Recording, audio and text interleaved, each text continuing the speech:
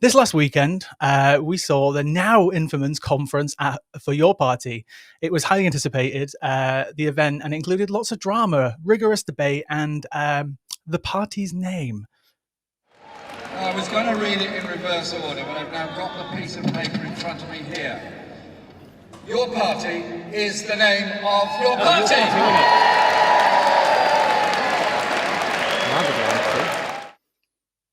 Wow. It was quite the moment. Your party, our party, Popular Alliance, and For the Many. These were the options that were available, and the name stuck. I guess the name stuck.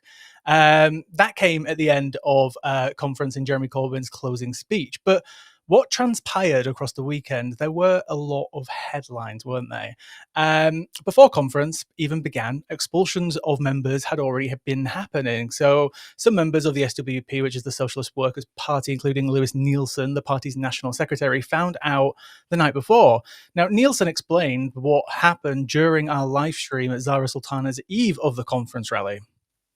And while I'm on the question of democracy, today, myself and some of my comrades received a letter, an email, saying that we were expelled from your party. Must be a record to be expelled from an organisation which hasn't been fully formed before the conference has even started. And we expelled because I'm a member of the Socialist Workers' Party. And I have a confession to make.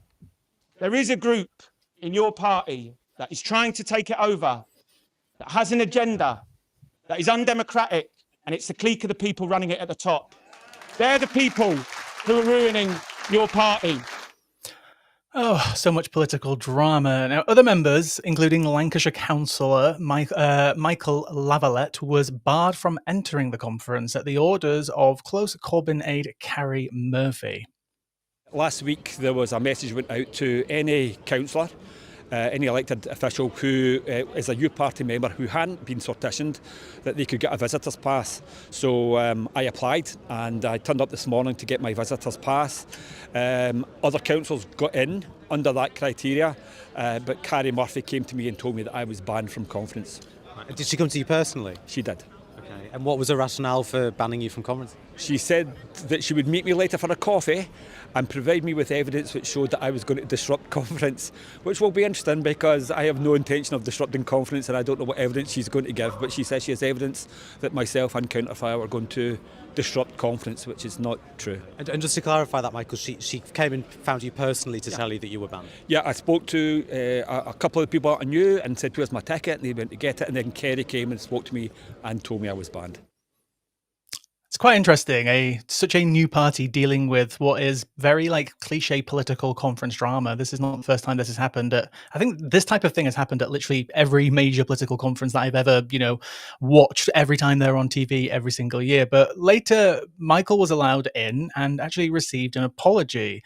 Councillor James Giles, an ally of Zara Sultana, was also barred entry too, despite having a visitor's pass. You'll be in the building voting on motions and getting involved today, are you? I'm afraid not. I got told this morning that I would not be allowed into the conference hall. Now, unlike yesterday's purge of the SWP, I've not been expelled from the party, so I'm still a member. So I will be voting from the comfort of my phone on various motions, but I've been told I'm not allowed in.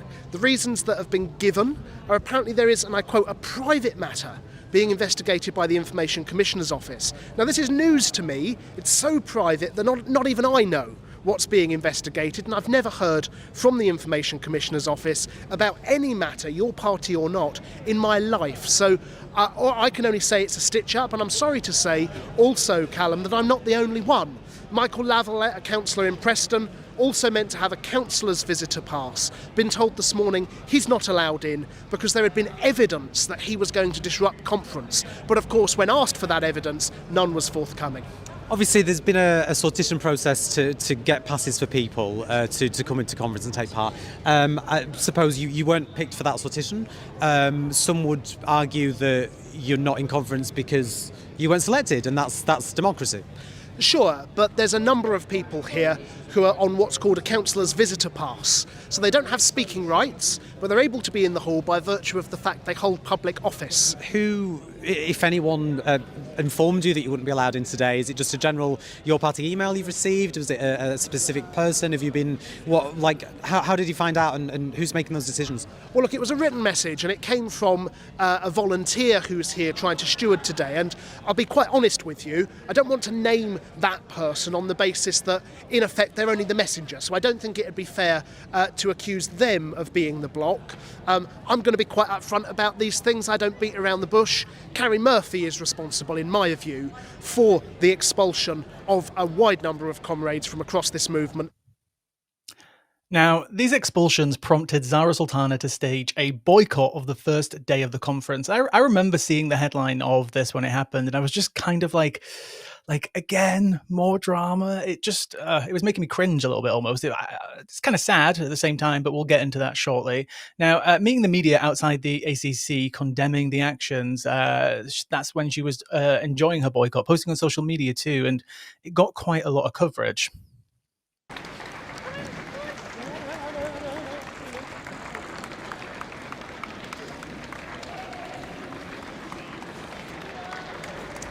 Would you like those who have been expelled to be reinstated? Absolutely. They shouldn't have been expelled in the first place. These are groups that don't even run in elections, and if we are here to be the home of the left, a home for all socialists, this is not how you treat members. This is what the Labour Party did, where people were expelled, members were treated just like volunteers, not allowed to actually make decisions and just thrown on the scrap heap. We're here to treat people with respect and end a toxic culture that is ridden with leaks to the press, smears, allegations and sabotage, including what happened to me before I went on BBC Question Time.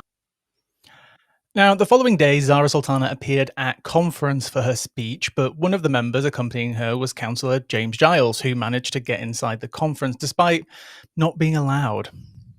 Well, I haven't got a pass. I'm here, I came in with Zara's permission, of course, and I intend to stay here and watch Zara's speech and watch proceedings until such time as the top-down clique, I'd say on balance, more likely than not, kicks me out. Are you causing trouble? No. Are you planning on causing trouble? No. Or would it be a fair assessment to say that by being here when you know you shouldn't be, that you're causing trouble, or do you think you have a right to actually be in the hall today? No. I was told I would have a pass. It was revoked yesterday morning on false grounds, factional grounds. I have the right to be here. I'm the leader of the opposition of a London Borough Council. I'm a Your Party member. I'm still a Your Party member. And I'm delighted with the votes that have taken place overnight. Maximum member democracy is here. It's alive. The party's alive and kicking. And the members will win. So much drama, but putting the drama aside, what outcomes came from the actual weekend? So the two main votes that took place were dual membership and collective leadership. The membership were voted in favour of a collective leadership model instead of one single leader. Very Switzerland of them. Jeremy Corbyn supported a single leader, whilst Zara Sultana wanted collective leadership. Now, dual membership is now allowed, but this doesn't begin until February. Anyone who is a member of another party can not join your party currently. So these are the results that were in for the votes. Now, as you can see, dual membership passed by a wide margin of 68.2% to 30.8%.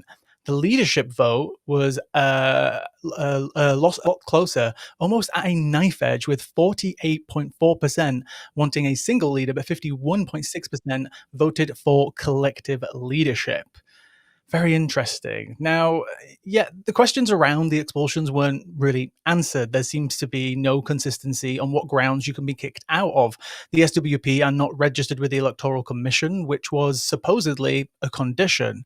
DSYP have published this WhatsApp exchange between @John W. Rees and Jeremy Corbyn. So Rees seeking clarification, i.e. the ban on other parties, Corbyn offering reassurance that he assumes it only refers to those registered with the Electoral Commission. So still kind of again, more drama up in the air. And I'm sure this will potentially continue. It doesn't seem to be kind of stopping, but we will talk even more about it soon. But interestingly, Jeremy Corbyn is a member of the Islington Community Independent Group, which is registered by the Electoral Commission. So clearly there's no consistency on this. So let's talk about what collective leadership is. What does it actually mean? So They've said the party shall be collectively led by ordinary members elected to the Central Executive Committee, with the chair, vice chair, and spokesperson in particular serving as the public political leadership. In the party's second year, the CEC shall commence a review into different options for the future leadership models, including the possibility of co-leader and deputy leader models, as well as relations between national leaders. So this review shall produce recommendations and a range of leadership structure options. All sounds very fun and bureaucratic, doesn't it? To allow for continuity of leadership, this review shall be put into a democratic vote of all members under one member, one vote in advance of elections to be held before the National Conference in late 2027. Now, with the changes then incorporated into their constitution. So ordinary members will occupy 16 spaces on the CEC. The CEC will elect a chair, vice chair, and spokesperson of the party. So despite the collective model, the party will still have a public-facing leadership. So when it came to the numbers, turnout wasn't particularly high. Out of the 55,000 members, only 9,000 voted on the dual membership and collective leadership motions. However, it is understood that members didn't receive an email to vote until 8 p.m. Saturday night, despite voting officially opening at 5 p.m. So it's likely turnout would have been higher if the members had more time. Joining me now is Curtis Daly, who was there at the conference and will be joined by Andy again soon. Curtis, I kind of don't know where to start. I don't want to avoid party structure because I feel like we always go for the drama, but we will come to it. But we will start with the drama first. You were on the ground. What were the just general vibes over the weekend? I first want to say, by the way, congrats to us for Friday. We put on a live show for Zara's Eva conference, right? And we've never done a live event before. It was me and Callum. Again, we are volunteers, and I think we smashed out the park. It's very exciting to be at a conference. We've never been there before. What was it like on the ground? I can tell you, do not get your entire opinion based on social media. Just don't, right? You're going to get tidbits of information, but... Social media is not real? What? I know. Breaking news. It's only really speaking to people, right? It's forming opinions based on that and having conversations, and you can get the real picture. I think my first impressions was it was very well put together. It actually was. I mean, you're not going to get this in the media on the outside because obviously people are going to rely on headlines, but it's very well put together. I thought it was incredible production values. I think the left for a long, long time has had very low budgets and it doesn't look good. And you look at Reform Conference and it does look beautiful. Obviously Andrea Jenkins singing on stage kind of cheapens it a little bit. But when it's a bit tacky, but it's still like well done, I suppose. Right. Yeah. But when it comes to production values, it was very good. Huge stage, massive TV. You had smoke machines behind it. It looked fantastic. Obviously, we have to talk about the drama. Let's talk about the drama. I think the first thing is there were expulsions before conference happened. I mean, it's almost unprecedented. It was actually at Zara Sultana's Eve of conference rally, where we first heard people being expelled. Lewis Nielsen of the SWP explained that literally on his way here, he found out he was expelled. I mean, this is crazy stuff, right? A party hasn't been formed. Now, of course, speaking to Jeremy, and his answer was there were membership rules that said you cannot be a member of another political party. But unfortunately, when it comes to whoever behind the scenes aren't really good on detail, or there's a miscommunication on detail, because some will say, well, if you're standing against us or you plan to stand against us, you can't be a member of the party, which is fair enough. Other people said, if you're a national party and you're registered with the Electoral Commission, you can't be a member of your party. But as you've pointed out in your piece, Jeremy Corbyn is a member of the independent community or independent alliance community, whatever it's called, right? That's a member of the Electoral Commission. Would Jeremy Corbyn by himself? No, he wouldn't. So when it comes to the drama side, though, it was actually quite far in between. You actually can believe it. Majority of the conference, I thought it was well organised, well put together. There was a Telegraph journalist there who I didn't see in real life, but I saw them put out a tweet and said, "Oh, it's low ambiance, it's low energy, it's very sad." Me and many people from Politics Joe were like, we retweeted her and said, "This is rubbish." We were there. It was certainly exciting, I think. I think my opinion of your party has changed a little bit after conference. I was definitely more pessimistic going into it. But during the conference, democracy is messy. You know, there'll be opportunists who will clip out, you know, bits of where the motion debates are happening. And yes, it's a bit chaotic, but that happens in every political party. Now, this isn't me downplaying the chaos, by the way, because Zara Sultana that same day staged a boycott. And we were told, like people in the media, but also activists were literally given a message in WhatsApp, like, come outside, Zara Sultana is going to be here and she's going to make some sort of statement. And the statement was basically, she was standing in solidarity with those that were barred from conference and those that were expelled from conference. And she was calling for sort of, you know, maximum democracy or maximum democratic structures. That's what she was calling for. And of course, that made the headlines, and we can discuss whether that was a good or bad idea or not. But really, after that, it sort of quietened down again, and it got back to the actual politics of it. So really, the headlines do outweigh the positives in the party. You know, I was just speaking backstage about how the formation of the Labour Party 100 years ago, there would have been absolute bust-ups. There probably were punch-ups behind the scenes.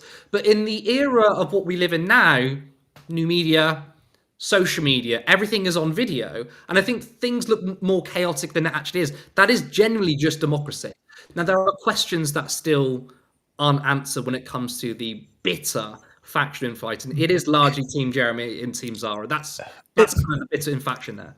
It seems like to me that the impression that I get, and this is just purely my impression, is that the people who are clued up on everything that's kind of going on, not for knowing anything that anybody else doesn't know, but if people who watch the story closely, I do see a lot of people, I hate to say take sides, but taking Zara's side in the sense of she seems to be fighting against what is a political established machine underneath kind of like Jeremy Corbyn, not even necessarily, and this is again what a lot of people do say, not even necessarily just like led by him, like he is the, you know, person who's conducting all of this, but just like the team around him, are the people who are causing a lot of these issues. And the way I see it through that lens is that when Zara is kind of doing these public things and fighting back, is that Jeremy has and Jeremy's team have this like network, they have this establishment, they have power, right? They can do things, and her only power is through her very loud voice, which she can wield and get attention to. She doesn't do the whole political maneuverings in the background, it seems. It seems like she likes to do everything publicly because that's where her power lies.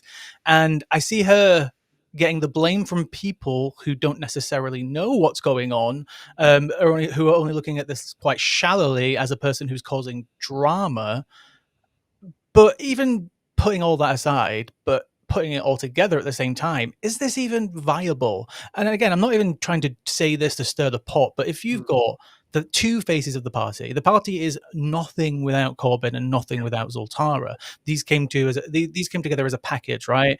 Zara brought in a lot of people who aren't necessarily engaged with Corbyn, but obviously knows who he is and knows generally what he stands for. And Corbyn brought in a lot of like the people who've supported him for a while. This was the machine. How is it that they can have all these fights between money? You've got MPs leaving. You've got people getting kicked out of conference. You've got fights about the power structure. You know, she had the quote about was it the boys club? I think she specifically used. Is this even viable going forward? I mean, the thing is though, 55,000 people have joined a socialist party. That hasn't happened since the 1940s. I think it is viable. Now, I mean, I suppose it's a complicated question, though. Are you saying, are they viable to win an election? No. But then I don't think the Green Party are going to win the next election. I think everybody knows that. But the point of your party isn't just electoral vehicle. Some activists within it, I mean, especially the Democratic Socialists of your party, a faction that want maximum democracy, say that it needs to be organisational vehicle too. There's also a third element, and that's building stories and narratives. Look, you know, would the Labour Party be speaking about legal migration and indefinite leave to remain without Nigel Farage? No, they wouldn't. So I think it's really important that there's not just a left, but a radical left voice that's trying to pull the Overton window back, right? It's not just talking about inequality, poverty, wealth taxes, but there are voices inside your party that are talking about, I mean, Zara Sultana clumsily said nationalise the entire economy. I'm glad she slightly walked that back and said, I don't mean nationalise everything. What I mean is nationalising the commanding heights of the economy, such as public services. But for the rest of it, we're talking about sort of worker co-ops, right? That's socialism, right? It's the means of production in the hands of the workers. That's not going to work in terms of a manifesto commitment. I mean, you couldn't do that in one parliament. Arguably, you couldn't do it in our political system. You couldn't win on it, by the way. People wouldn't vote for that. But I think it's really important to maybe put these kind of ideas on the agenda. So I think it's a multi-pronged thing. I think it's viable because there are nearly 60,000 people who have joined up a new political party. Think of the Democratic Socialists of America. There's 30,000. You see the success of Zohran Mamdani, right? But he's part of an organization that has been around for decades and they only have 30k members. And that's America, bigger population. Yet your party, in a matter of 6 months, have 55,000 members. Now, of course, if it wasn't for the bitter infighting and all the shit that went on, they'd be a lot more. I mean, nearly 100,000. It is an important point of voice in politics. But again, can they win seats? They can win a couple. But I think it still needs to find its identity. There are many external forces who say, look, is your party a class-based political party? Or is it home for lots of radical different ideas? Some might even dare say, oh, is it just a woke party? I mean, we'll probably ignore those people. But we don't know what it is at the moment. What doesn't make any sense to me is, because I think over the last couple of weeks, and especially over conference, there's a lot of people who call themselves socialists and communists have kind of outed themselves as just social democrats. Now, I don't have an issue with social democrats, by the way. They can be based, some of them. But I think if you're a socialist, be a socialist. And what I mean by that is, there are people who are saying, yes, I want your party to be a socialist party because we want to take on the oligarchs, great. We want to reduce inequality. But when you say stuff like, okay, let's put workers in charge of businesses, people then balk at that. I'm like, but that is literally socialism. It doesn't make sense to have two social democratic parties. You've got the Greens, which is a social democratic party, saying the right things, talking about inequality, talking about public ownership, talking about wealth taxes, right? Does it make sense to have another political party that is offering the exact same thing? I don't know. Maybe it's better to have the Greens leading on social democracy where it's more electable and your party that sort of underpins the left with more radical politics. It's a strange dichotomy, though, because, again, I don't think it's electable to say, vote for me, we're going to put the production in the hands of the workers. No one wants that. People just want solutions to their very real everyday problems right now rather than big sort of grand ideas.